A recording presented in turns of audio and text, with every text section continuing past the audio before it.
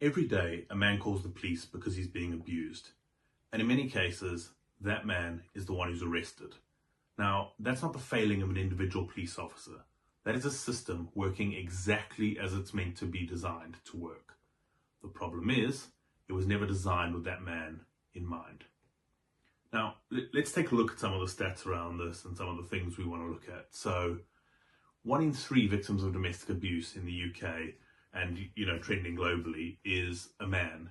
But the amount of refuges available is like less than 5% of refuges available for men. Now, a lot of men don't even report, so the figures are skewed, so we're not exactly sure what the exact figures are of men being abused.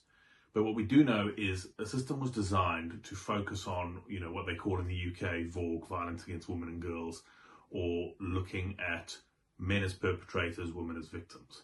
Now, there's a, rampant crisis happening with things like false allegations, where there's a lot of men getting falsely accused of domestic abuse when their partner is found out to be abusing them. They just say, no, it was him, he's a man, and the man is the one taken away. There's a lot of things like with police training and, policies and processes where the man must be the one removed from the house and, believe all women, protect women, and the man is the one who ends up getting taken away. There's a massive problem when it comes to things like support organisations, because while there are good men support organisations like, Mankind Initiative, Jonathan's House Ministries, Abused Men in Scotland, there are much fewer than the female equivalents and much less funding that is provided to these institutions.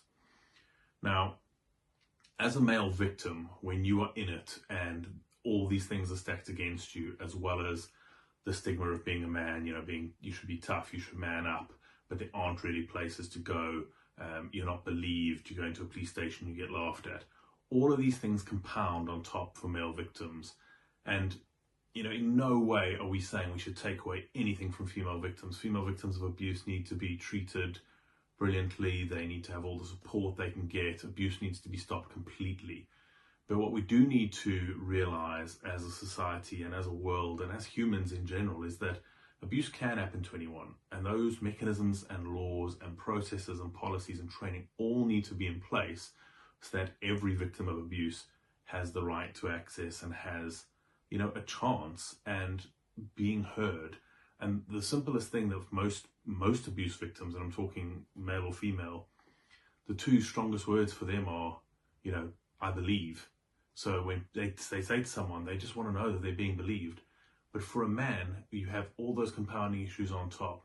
And it's something that we need to address, because it's not going to change unless we address this. And that is from politicians through to, society as a general, breaking stigmas, police training, court training, punishing things like false accusations, looking at cases of abuse with genderless goggles on, that who is the victim, who is the perpetrator, not just immediately assuming that the man must be the perpetrator and the female the victim.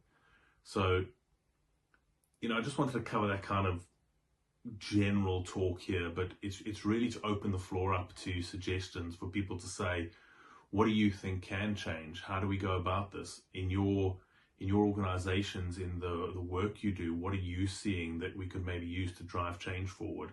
And we can take that and impact it on a bigger scale, because there are places that work and there are things that are happening that are good, but we need to take those and we need to replicate them on a much larger scale so that all victims of abuse, regardless of gender, get the help that they need.